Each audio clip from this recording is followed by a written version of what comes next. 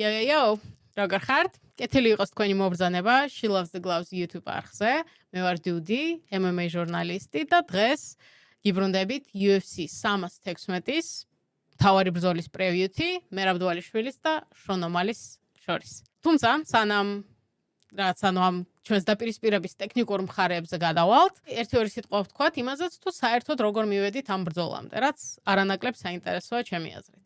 მოგეხსენებათ, ეს შონ ომალის და მერაბ დვალიშვილის რიგით მეორე ბრძოლაა. პირველად ერთმანეთს შარშან UFC 306-ზე, ეგრეთ წოდებულ UFC ნოჩეზე შეხვდნენ. მაშინ, თუმცა სხვანაირად იყო ყველაფერი, მაშინ შონ ომალი იმ ბრძოლაში სუპერ მსუბუქი წონის ჩემპიონის სტატუსში მიდიოდა. თან ტიტულის ერთი დაცვა უკვე ჰქონდა ჩიტო ვერასთან. და მერაბ დვალიშვილი იყო კონტენდერი, ეგრე ვთქვათ. დღეს ყველაფერი საპირისპიროდ არის ფაქტობრივად. დღეს მერაბ დვალიშვილი არის სუპერ მსუბუქი წონის ჩემპიონი. ერთი დაცვა აქვს უკვე, წარმატებით განხორციელებული უმარ ნურმაგომედოვის წინააღმდეგ ამ წლის იანვარში UFC 311-ზე.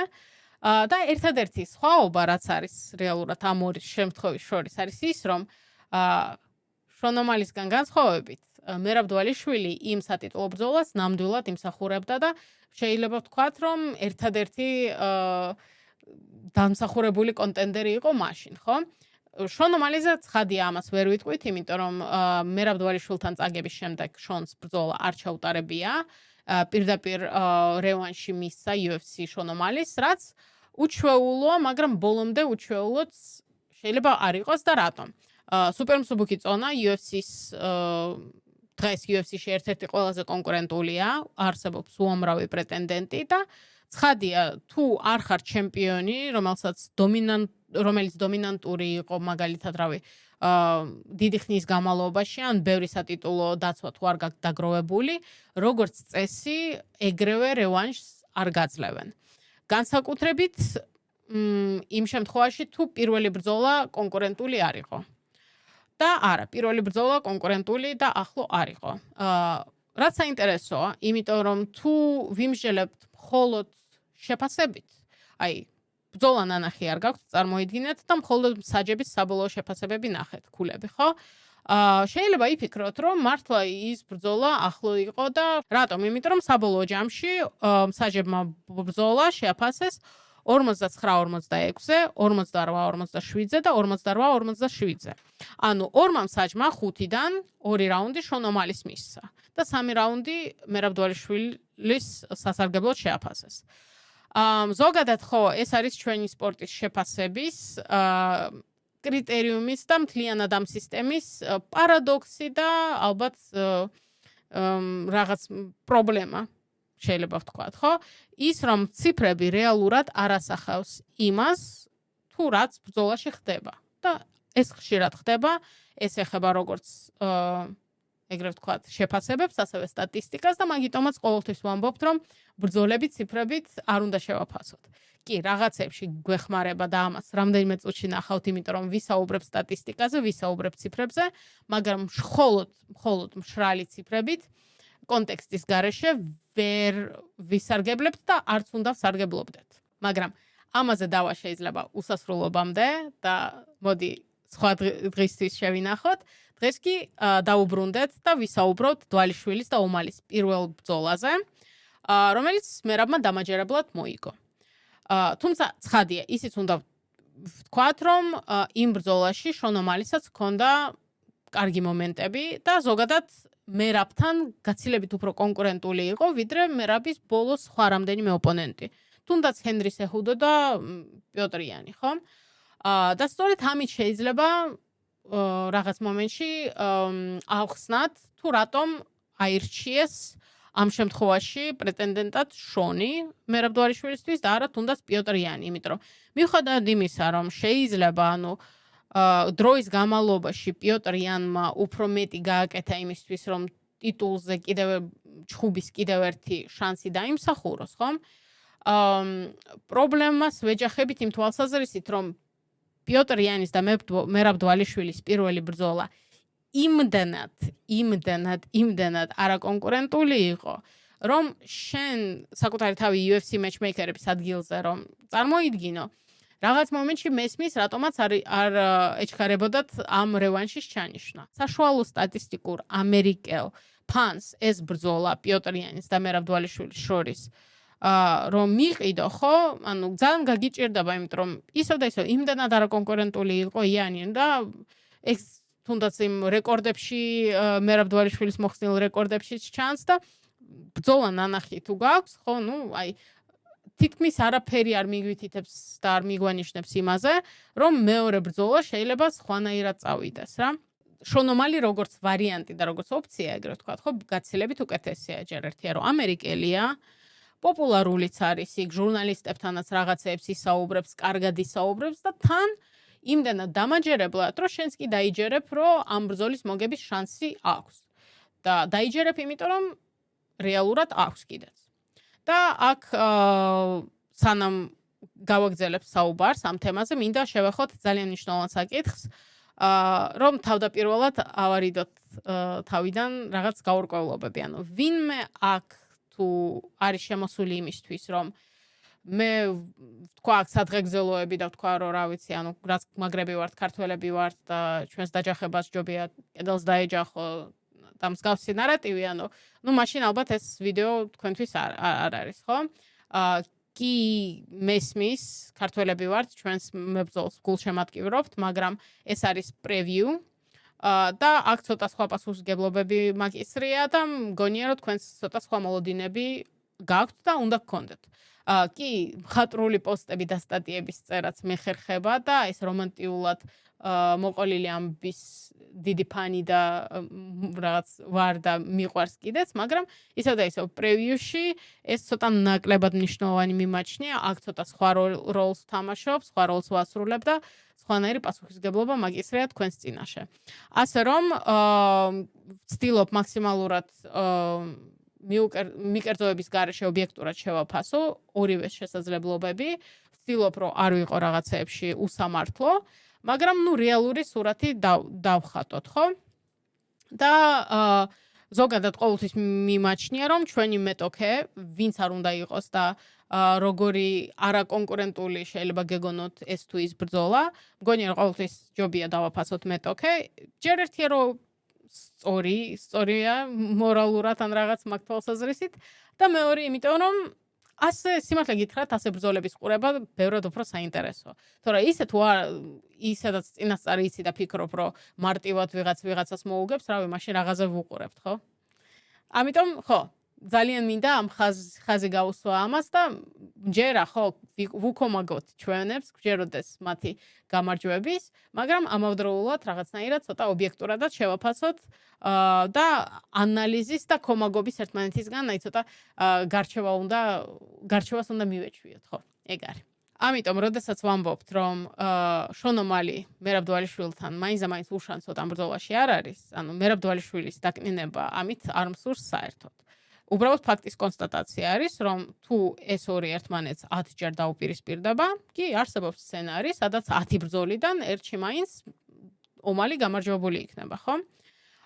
და რამდენად მოსალოდნელია ახლა, რომ ეს სცენარი მაინც განვითარდება 8 ივნის UFC 316-ზე, ეგ სხვა საკითხია და ზუსტად ამ საკითხზე სალაპარაკოთ ვართ დღეს შეკრებილები, ხო? და მოდი ვილაპარაკოთ. დავიწყოთ იმით, თუ რას ფიქრობენ ბუკმეიკერები და პირველი ბრძოლისგან განსხვავებით, ცხადია, მერაბ დვალიშვილი დიდი ფავორიტია. ზოგადად მგონი პირველ ბრძოლაშიც ეგ ცოტა გაგვიკვირდა, ხომ, რანაირად უნდა ყოფილიყო შონომალი იმ ბრძოლაში მერაბ დვალიშვილთან ფავორიტი. მაგრამ თუ გავითვალისწინებთ, რა ტრაექტორიაზე მივიდა შონომალი იმ ბრძოლაში, რაღაც მომენტში გასაგებიც არის, ხომ? იქ გვახსოვს ჩიტო ვერასთან ფანტასტიკური პერფორმანსი, თან 5 რაუნდიან ბრძოლაში, დამაჯერებელი რაღაც, ვარსკვლავური პერფორმანსი, ხო? და პლუს ამას ცხადია, ზოგადად როგორ მოიგო შონომალიმ სატიტულო ბრძოლა, ხო? მოიგო ალჯამეინ სტერლინგის დამარცხებით. ალჯამეინი იმ ბრძოლაში თითქოს ფავორიტად მიგვაჩნდა ბევრს და ძალიან მცირე იყო იმის შანსი თითქოს, რომ შონომალი ალჯოს დაამარცხებდა, მაგრამ ვიხილეთ. და ამ ყველაფერმა ხო დაარწმუნა ბუკმეიკერებიც დამაყურებელი იმაში, რომ თითქოს იგივე სცენარი განვითარდებოდა. მაგრამ ახლა ესეც შეცვლილია და ესეც პირიქითაა, ხო? მერაბ დვალიშვილი ამ ბრძოლაში სულ სხვა ტრაექტორიით არის მისული. ბოლო პერფორმანსი უმართან, სადაც ისევ და ისევ ანდერდოგი იყო, ხო? ისეთი ფანტასტიკური ბრძოლა ჩაატარა უმართან, დაუმარცხებელთან, ნურმაგომედოვთან, რომ რავი, შონთან კი არა, მგონი მერაბ დვალიშვილი კიდევ ბევრ ბრძოლაში ფავორიტი იქნება, ყოველ შემთხვევაში მე ეგრე მგონია. მაგრამ წარსულზე უკვე ვილაპარაკეთ, მომავალზე საუბრისთვის ჯერ ადრეა, ამიტომ ვკონცენტრირდეთ აწმყოზე და ამაში ვგულისხმობ ცხადია 8 ივნისის ბრძოლას და დავიწყოთ სტატისტიკით. მერაბ დვალიშვილი შონომალის წინააღმდეგ კარიერის სტატისტიკა დვალიშვილის შემთხვევაში 19 გამარჯვება 4 მარცხი, შონომალის შემთხვევაში 18 გამარჯვება 2 მარცხი, 1 non-compete. ცხადია ქვეყანა საქართველო, ამერიკა. 10 სანტიმეტრის სხვაობა, ესე იგი წვდომში და 12 სიმაღლეში. რეალურად წვდომში სხვაობა კიდევ უფრო გამოჩნდება, როდესაც სიმაღლეშიც გვაქვს სხვაობასთან საქმე. დგომიც მნიშვნელოვანია ორთოდოქსი მერაბ დვალიშვილის შემთხვევაში, ანუ თავარი ხელი აქვს წამყვანი მარჯვენა და switch stance ეგრეთ წოდებული შონომალის შემთხვევაში, რაც ნიშნავს იმას, რომ დგომის შეცვლა უყვარს ხშირად. და ესეც მნიშვნელოვანი ამ საკითხსაც შევეხები ოდნავ მოგვიანებით. ასაკზეც ვისაუბროთ, 34 წლის არის მერაბ დვალიშვილი და 30-ის შონომალი. მოგების მეთოდები. ნოკაუტი მერაბ დვალიშვილის შემთხვევაში 16%, ანუ 3 ბრძოლა აქვს მოგებული ნოკაუტით, შონომალის შემთხვევაში ცხადია გაცილებით უფრო მეტი 11 ბრძოლა. Submission-ი, ერთი submission-ით მოგება აქვს მერაბ დვალიშვილს და 2 შონომალის, რაოდენ გასაკვირის და პარადოქსულიც არ უნდა იყოს. და გადაწყვეტილებით მოგება 15 მერაბ დვალიშვილის შემთხვევაში, 5 შონომალის შემთხვევაში. ბრძოლის საშუალო დრო დვალიშვილს აქვს 16 წუთი და 45 წამი, შონომალის 11 წუთი და 4 წამი. საინტერესოა დგომში სტატისტიკა. მეტოქისთვის მიყენებული დარტყმა წუთში. მერაბ დვალიშვილის შემთხვევაში 4 და 36. შონომალის შემთხვევაში 6 და 7, რაც ძალიან მაღალი მაჩვენებელია. მეტოქისგან მიღებული დარტყმა წუთში.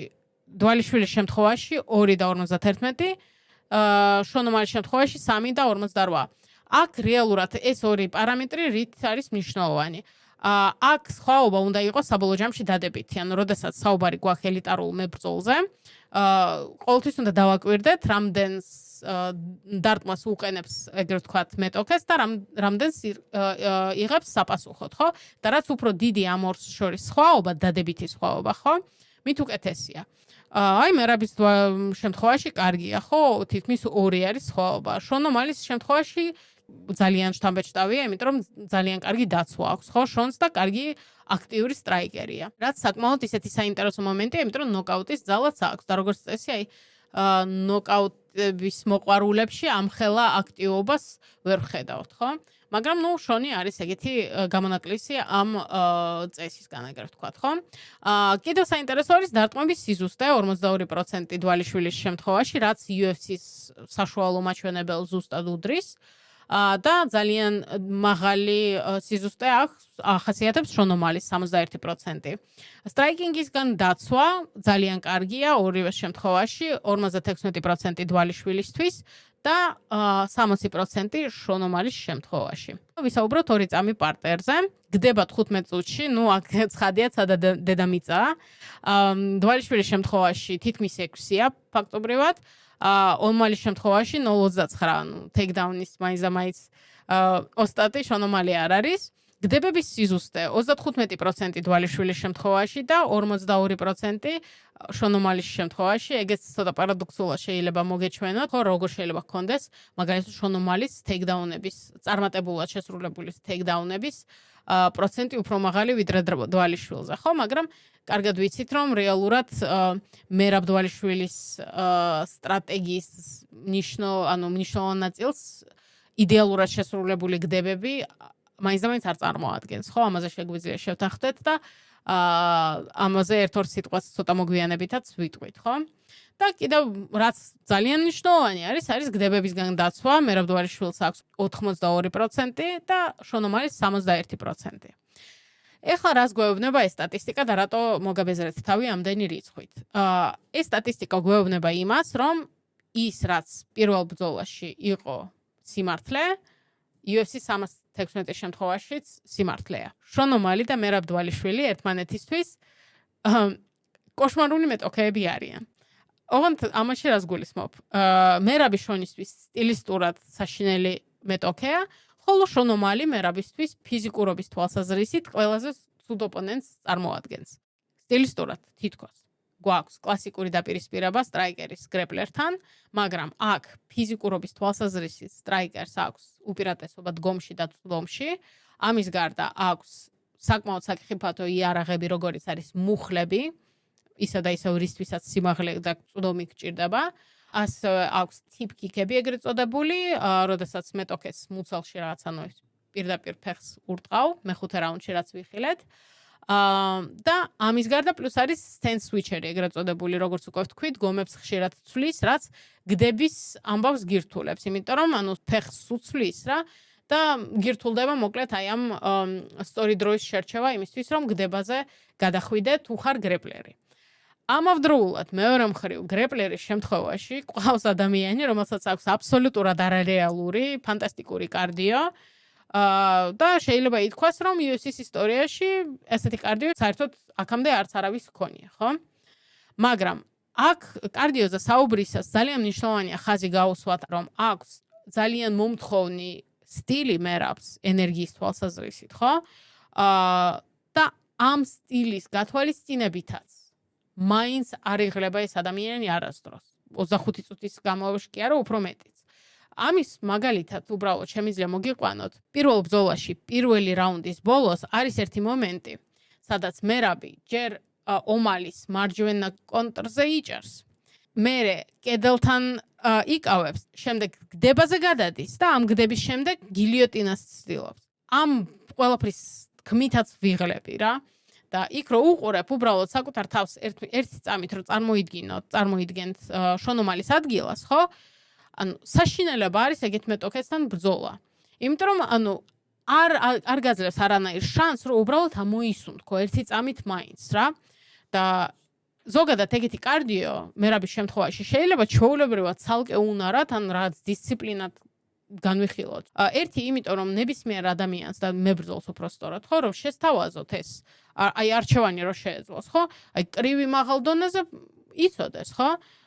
რაღაც ჯიუჯიტსუს შავი ქამარი ჰქონდეს, თუ აი ესეთი კარდიო ჰქონდეს. ძალიან ბევრი მებრძოლი ზუსტად ამ კარდიოს აირჩევს რა.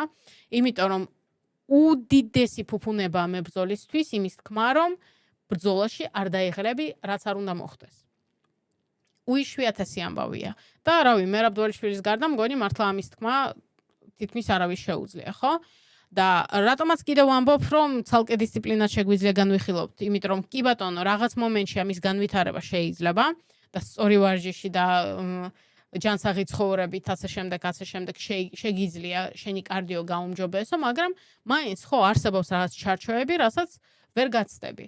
და კი რაღაც კუთხით დვალიშვილს უდავოდ, ეგრეთ ვთქვათ, გენეტიკური ლოტერეა აქვს მოგებული, ხო? და კიდევ ერთი რამ, რაც კარდიოზე უნდა გვესმოდეს, არის ის, რომ იმაში, რომ მერაბი არ იღლება, არის რაღაც მომენტში და რაღაც როლს თამაშობს კომფორტი. რას გულისხმობ ამაში? შეიძლება დვალიშვილს გრანიტის ყბა მაინც და მაინც არ ჰქონდეს, ხო, ვნახეთ. ჰენრი სეხუდომაც მაგალითად ნოკდაუნში ჩააგდო და ასე შემდეგ. ხო, ხელშეუხებელი და რაღაც უნაკლო მაინც და მაინც არ არის, ხო? მაგრამ ამის მიუხედავად პირდაპირ ნოკაუტში არავის გაუშვია არასდროს, ზოგადად ფინიშში დგომში არავის მოუგია დვალიშვილთან და რაც მთავარია, მერაბს გაცვლების არ ეშინია. რაც ბევრ სხვა გრეპლერზე ვერ ვიტყვით. ანუ ჩვეულებრივად შემოდის მერაბი გაცვლებში დგომშიც და ბრძოლა უყვარს, მოსწონს და ამ ბრძოლით სიამოვნებას იღებს. ამის ფონზეც ცხადია ნაკლებად იღლება და ყველაზე დიდ საფრთხეს ზოგადად მერაბის ოპონენტებისთვის სწორედ ეს მომენტი წარმოადგენს რა. რომ რა მომენტშიც ხედავ, რომ ადამიანი ბრძოლით ერთობა და რაც პუბლიკაზე თამაშობს, აი მან უნდა მიხვდე, რომ შენთვის საქმე მთლად კარგად არ მიდის, ხო? დაღლის შიშის არ არსებობას კიდევ ემატება სტილისტური უპირატესობა, ხო? იმიტომ რომ როგორც ხშირად ვამბობთ, საბოლოო ჯამში გრეპლერი საზღვრავს, თუ კარგი გრეპლერია, გრეპლერის საზღვრავს, თუ სად გაიმართება ბრძოლა, რომელ განზომილება შეგრევთ, თქვა, დგომში თუ პარტერში. თან მერაბის სტილის თავისებურობა და ეს მნიშვნელოვანი ასპექტია, რომელიც უკვე ვახსენე, ხო? არის ის, რომ მაინც და მაინც შენი მიწაზე, შენს კონტროლზე ორიენტირებული არ არის, ხო? ეს ტეიქდაუნები შენი განეიტრალების და დაღლის ხერხი უფროა, ვიდრე აი ფინიშის წინაპირობა. თან როგორც უკვე ბევრჯერ გვითქვამს, MMA-ში და ეს მნიშვნელოვანია ამის ხაზგასმა, MMA-ში სტრაიკინგისთვის საუკეთესო ბაზა კარგი გრეპლინგია. იმიტომ რომ გრეპლერი ამით არ იზღუდება. რაღაც იარაღებზე უარის თქმა არ უწევს იმდანად, რამდენადაც უწევს სტრაიკერს, ხო? იმიტომ რომ სტრაიკერი როდესაც გრეპლერს უპირისპირდება, ეგრევე რაღაც იარაღებზე უარი უნდა თქვას. რაღაც იარაღებს ეგრევე კარგავს, ხო? იქ ფეხს ხშირად ვერ დაგარტყევ, იმიტომ რომ ეგრევე პარტერში გადამიყვან და ესეთ დეტალებს გულისხმობ. და კიდევ ერთი რამ, რაც მერაბის შემთხვევაში მის ამ კარდიოს ცალკე სუპერძალად ხდის, არის ის, რომ მერაბი არასდროს არ ჩერდება. ოღონდ ამ შემთხვევაში არა გდებების მცდელობებზე მაქვს საუბარი, არამედ დგომშიც კი, ხო? სულ მოძრაობაშია, სულ ცდილობს, თუნდაც ცრუ მოძრაობებით ცდილობს რაღაცა გააკეთოს, სულ რაღაც ხდება, არასდროს არ იცი, იქიდან არ შემოგიფრინდება და როდესაც შენ ხარ ტექნიკური სტრაიკერი, როგორიც არის მაგალითად შონომალი, ხო? შენს ტექნიკურობას რა განაპირობებს? ეგრეთ წოდებული ტაიმინგი, ბარბარიზმი რო ვიხმაროთ და რაც ნიშნავს იმას, რომ შეტევებისთვის სწორ დროსა და მომენტს ირჩევ კარგად და მეორე არის ის, რომ დისტანციის სწორად განსაზღვრა შეგიძლია, რაც ომალისაც აქვს, მაგრამ როდესაც აი მერაბისნაირ ქაოსურ მეტოქეს უპირისპირდები, აი წინაზე ერთმა კომენტატორმა ძალიან სწორი შენიშვნა გააკეთა ომალის და დვალიშვილის პირველი ბრძოლის დროს, რომ ცდილობო ძლიერ ქარში პეპელა დაიჭირო რა, იმიტომ რომ აი სულ მოძრაობს ტიპი რა და შენთვის ეგ რატო არის პრობლემა, ხო? იმიტომ რომ მის მოძრაობებს შენს შეტევაზე პირდაპირ გავლენა აქვს, იმიტომ რომ ვერასდროს ვერ გადადიხარ შენ თითქოს შეტევაზე. სულ რაღაცის მოლოდინში ხარ, სულ რაღაც ხელახლა დაწყება გიწევს, ამავდროულად ის სულ მუშაობ და შენ ვერასდროს იქოქები თითქოს, ხო? სხვა ოპონენტების შემთხვევაში შეგიძლია დაელოდო, იქნებ რაღაც მომენტში ეს დაიღლება და მე მომეცემა შანსი, რომ ჩემს შეტევაზე გადავიდე. მერაბის შემთხვევაში ეს ფუფუნებაც არ გაქვს რა, იმიტომ რომ კარგად იაზრებ, რომ 25 წუთის განმავლობაში აი ესე ჩვეულებრივად შეუძლია იმუშაოს, რავი, უსასრულობამდე შეუძლია ამ ტემპში მუშაობა. შენ უკვე, რავი, შვილიშვილები დაგებადება და ეს კიდე კარგ ხოძე იქნება ეგრე ვთქვათ, ხო? ხო და ესეც არის მნიშვნელოვანი მომენტი და ის სირთულე, რომელიც არ უნდა დაგვეკარგოს და გამოგვეპაროს. მაშინ ისმის ლოგიკური კითხვა, ხო? თუ მერაბს აი ესეთი კოშმარული და გაუსაძლისი სტილი აქვს, რატომ ვამბობთ, რომ შონომალის შანსი აქვს? იმიტომ რომ, ჯერ ერთია რომ ცხადია, ბრძოლა, ყველაფერი მოსულა, ყველაფერი ხდება და შანსი ნებისმიერ ადამიანს აქვს. ალბათ მე ვერ მეკნება, მაგრამ სხვა საკითხია. მაგრამ მეორე ხო, შონომალის აქვს პირველი ნოკაუტის ძალა და ტექნიკური უნარი, რომ ეს ძალა მიზნამდე მიიტანოს, ეგრე ვთქვათ, ძალიან უხეშად და მარტივად, ხო? მაგრამ აქაც არსებობს რამდენიმე მნიშვნელოვანი მომენტი, რაც არ უნდა გამოგჩეს. ერთი წამით რომ წარმოვიდგინოთ თავი შონომალის ადგილას, ხო? დვალიშვილთან ოქტაგონში 25 წუთი ერთხელ უკვე და გაატარე, დიდაც სასიამოვნო გამოცდილება ეგ მაინც და მაინც არ იყო და კი, იყო რაღაც მომენტები, სადაც გარკვეულ წარმატებას მიაღწიე, მაგრამ მაინც და მაინც გაქვს იმის იმედი, რომ მეორე ბრძოლაში ამ წარმატების სტაბილურად შენარჩუნებას შეძლებ 25 წუთის განმავლობაში? მე ეჭვება. კი, ცხადია, ცოტა დელუზიური ადამიანი უნდა იყო იმისთვის, რომ ელიტური მებრძოლი გამოხვიდე, ხო? მაგრამ მაინც და მაინც რატომღაც არ მგონია, რომ შონომალის საკუთარ უნარებზე და საკუთარ თავზე ასეთი არარეალისტური წარმოდგენა აქვს, ხო? ძალიან რთულია ვინმე ახლა თქვას, რომ მერაბს 25 წუთის განმავლობაში დაპრესავს და თავად არ დაიღლება ამ დროს. არ ვიცი, ხო? შეიძლება ისევ და ისევ მართლა არის ვიღაც იმდანად თავდაჯერებული საკუთარ კარდიოში, მაგრამ გარედან რაც ვუყურებთ, ისევ და ისევ ჩვენ ხო არ ვართ იქ ვარჯიშებს ხო არ ვესწრებით, გარედან რაც ჩანს ამ ორ შორის იმის ალბათობა მიზერულია, რომ 25 წუთის განმავლობაში შონომალი მერაბ დვალიშვილს დაპრესავს და თავად არ დაიღლება. და ეს არის კრიტიკული შონომალის შემთხვევაში. ერთ-ერთი ლაივის დროს მკითხეთ და რაღაც მომენტში ეგ თქვი უკვე კიდეც, ხო, როგორ უნდა დავამარცხოთ, ხო, აი რა შეიძლება იყოს შონისთვის ყველაზე კარგი სტრატეგია. ნომერ 1, რაც უნდა გააკეთო, არის ის, რომ მერაბი დაპრესო. რეალურად შონომალისთვის ყველაზე გამართლებული იქნება ფსონის, ეგრეთ ვთქვათ, გაკეთება იმაზე, რომ ადრეულ ფინიშს შეძლებს.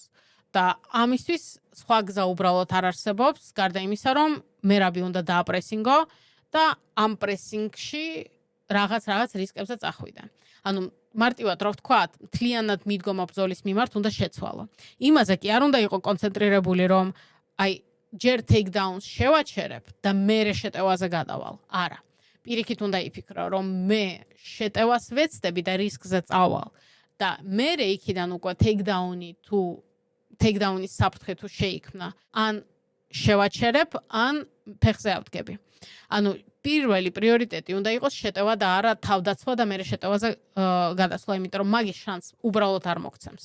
ამოსუნთქვით შესაძლებლობა არ გექნება და უბრალოდ იგივე სცენარი განვითარდება მანდ რა. შენ სასარგებლოდ ერთი მომენტი ის არის, რომ მერაბი ფინიშებით მაინც და მაინც როგორც სტატისტიკაშიც უკვე ვნახეთ, ფინიშებით არ გამოირჩევა, ხო?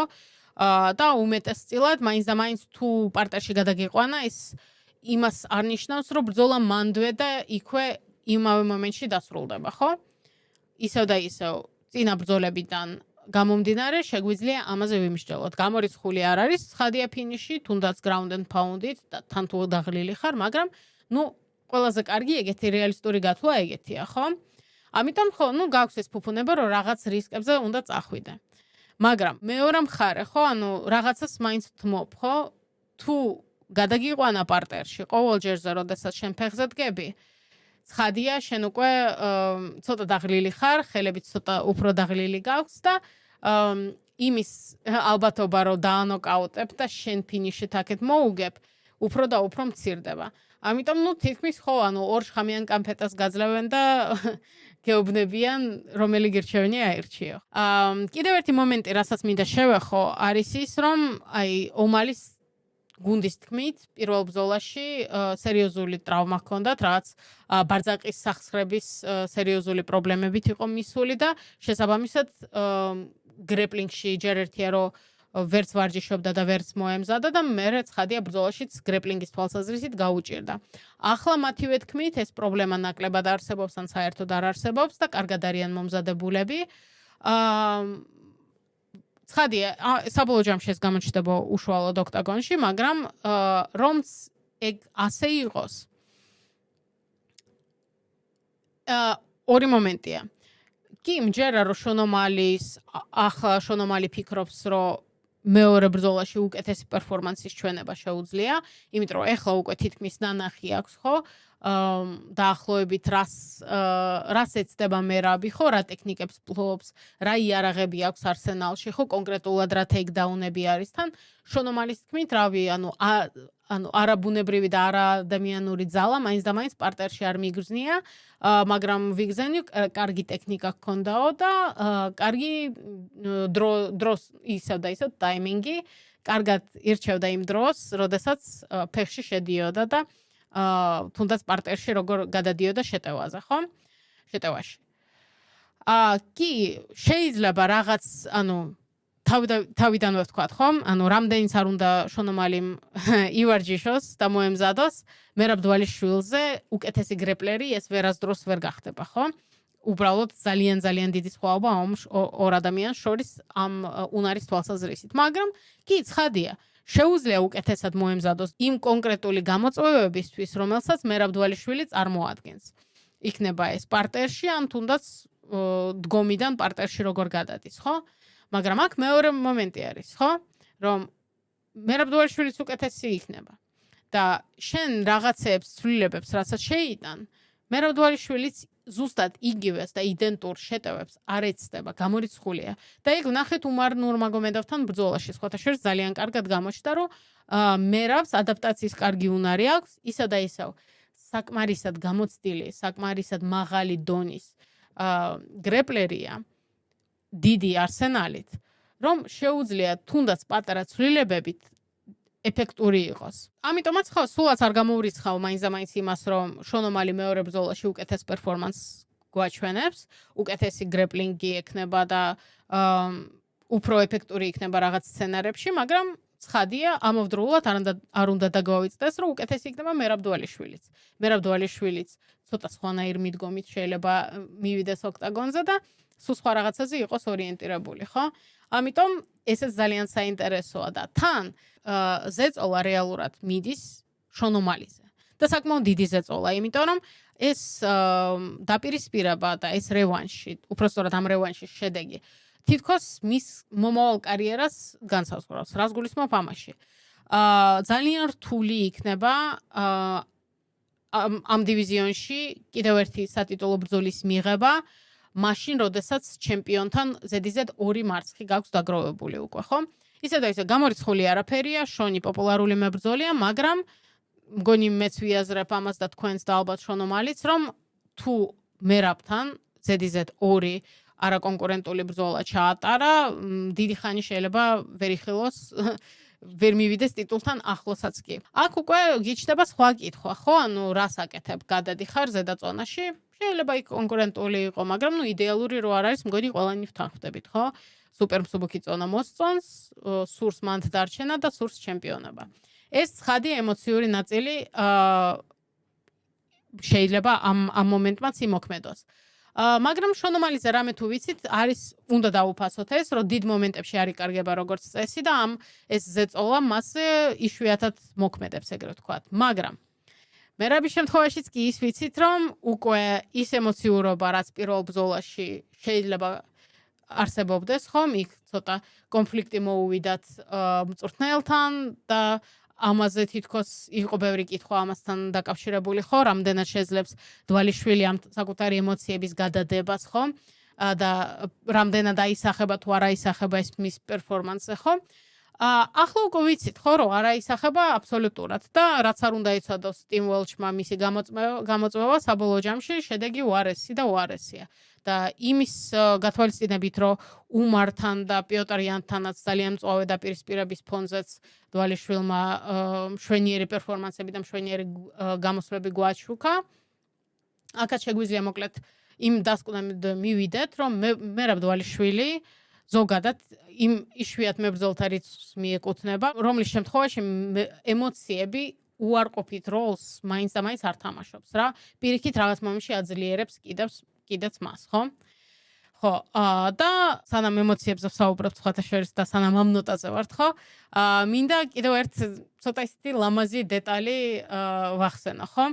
ანუ 8 ივნისის ბრძოლა მერაბ დვალიშვილისთვის ნიუ-ჯერსიში 2018 წლის შემდეგ პირველი დაბრუნებაა. მერაბმა ნიუ-ჯერსიში ბოლო მატჩი 7 წლის წინ რიკი სიმონთან ჩაატარა. ალბათ გემახსოვრებათ ის სევდიანად ცნობილი შეხვედრა, სადაც იდეაში მერაბ დვალიშვილს უნდა გაემარჯვებინა, მაგრამ მოხდა ის პრეცედენტი, საჯობის შეცდომას დავარქმევდი მაგას და საბოლოო ჯამში ტექნიკური საბმიშენით გამარჯვება რიკი სიმონს მისცეს. მაშინ მერაბისთვის ეს ზედიზედ მეორე მარცხი იყო UFC-ში, ანუ UFC კარიერა დაიწყო ზედიზედ 2 მარცხით, ხო? მოგეხსენებათ, როგორც წესი, ზედიზედ 3 მარცხის შემთხვევაში UFC ხშირად მებრძოლებთან კონტრაქტს აღარ აგრძელებს. და ეხლა წარმოიდგინეთ, ანუ 7 წლის შემდეგ მერაბ დვალიშვილი ნიუ-ჯერსიში UFC-ს სუპერმსუბუქი წონის ჩემპიონის და ამ დივიზიონის ისტორიაში ერთ-ერთი საუკეთესო მებრძოლის სტატუსში ბრუნდება. შონომალისთან რევანში გამარჯვების შემთხვევაში მერაბ დვალიშვილს მხოლოდ 2 გამარჯვება დააშორებს იმისგან, რომ ამ დივიზიონის ისტორიაში ქამრების დაცვების რეკორდი დაამყაროს, ხო? 4 დაცვა სჭირდება ამისთვის. და ამ დივიზიონის ისტორიაში საუკეთესო მებრძოლის წოდებაც მიიღოს, ობიექტურად უკვე ყველანაირი განხილვების გარეშე. ზღაპარია. და ამ ზღაპრის მომსწრეებად ყოფნის პატივი და პრივილეგია გვაქვს ჩვენ 8 ივნის საქართველოს დროის სადაც დილის 8 საათისკენ UFC 316-ზე. ცხადია, ვემზადებით ბრძოლისთვის, გვექნება ტრადიციული კვირის ლაივი, როგორც ამ არხზე, ასევე Betson Sport-ის YouTube არხზე. ამაზე დეტალებს რამდენიმე დღეში დავპოსტავ სოციმედიაში, მაგრამ იმედია ამ ვიდეოდან რამე ერთი მაინც სასარგებლო და ახალი გაიგეთ და თუ ახალი ვერაფერი გაიგეთ, საინტერესო მაინც იყო ეგ თქვენთვის და გაერთეთ ამის ყურებით. ცხადია, არასდროს არ ვამბობ იმას, რომ ეს არის ერთადერთი სწორი ანალიზი, ხო? ან რაღაც უნაკლო ანალიზი, ან სხვებს არ უნდა მოусმინოთ, არა, უბრალოდ ჩემი ანალიზია და მაქსიმალურად ვცდილობ ობიექტურად და საინტერესო ფორმით მოგაწოდოთ, ეგრე ვთქვათ და იმედია ამჯერად ეს გამოვიდა კიდეც. მგონი დღეს ამით შეგვიძლია დავასრულოთ უკვე. გულშემატკივრობთ მერაბს, ორივეს ცხადია, ორივე მებრძოლს. წარმატებას ვუსურვებთ, არა, ეგ ტყუილია. ცხადია, ვქომაგობთ მერაბ დვალიშვილს, იმიტომ რომ არის რეალობა, რომელსაც ვერ გავექცევით. და რავი, მადლობა თქვენ, ცხადია, რომ იყავით დღეს ჩემთან. და ლაიქეთ ვიდეო, გამოიწერეთ არხი და შევხვდებით ცოტა ხანში.